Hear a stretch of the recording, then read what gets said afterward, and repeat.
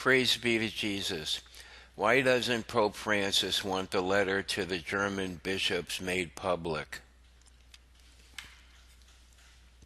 Edward Penton, a veteran and respected Vatican reporter, writes the following in National Catholic Register concerning the Vatican rejecting the German bishop's proposal to offer communion to the Lutheran spouses of Catholics. But the predominant issue remains, why does the Pope wish the rejection letter to remain secret? One probable reason, according to some observers, is because the rejection does not fit the narrative and direction of this pontificate. The Pope, they recall, showed his sympathy for the German bishop's proposal in 2015 when he appeared to allow a Lutheran spouse to receive Holy Communion in accordance with her conscience. The word allow just above was a link, so I followed it to the article, which says this.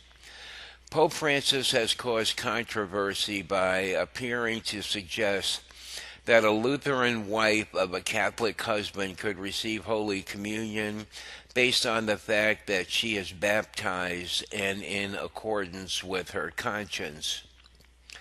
During a question and answer session at evening prayer service on Sunday in Rome's Evangelical Lutheran Church, the Pope urged the Lutheran woman Ankie de Bernardis to talk to the Lord about receiving Holy Communion and then go forward, but added that he wouldn't ever dare to allow this because it's not my competence.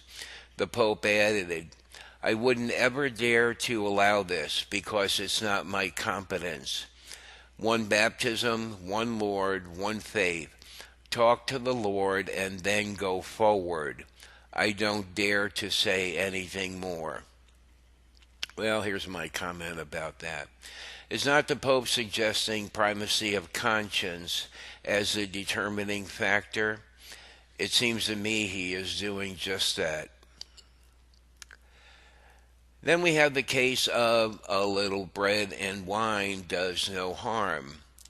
Argentinian divorcee Jacqueline Sabetta wrote to Francis last year asking what to do given that to take communion would be violating one of the rules of the church.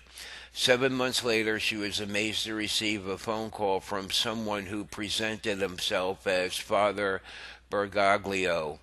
After apologizing for the lateness of his response, Francis reportedly said, "It is a question that we are discussing at the Vatican because a divorced person who takes communion is not doing any harm." The phone call was initially revealed by the woman's new husband on Facebook, Julio Sabetta, said the call to his wife from the Pope was the best thing that had happened to him in life after the birth of his children. Vatican spokesman Ciro Berardetti said that the conversation was part of a private phone call. The Vatican does not comment on private calls made by the Pope, he said. Here's my comment. And here we have as private conversation in 2014 that follows what now seems to be a pattern of the popes, that being using private conversations to leak out comments that border on heresy. The latest being last month when Scalfari published, "The Pope said there is no hell." Then we have another example where a French priest said on national television that the Pope told him that it would be okay to bless gay couples. Well, I have links to the articles here and in the description box.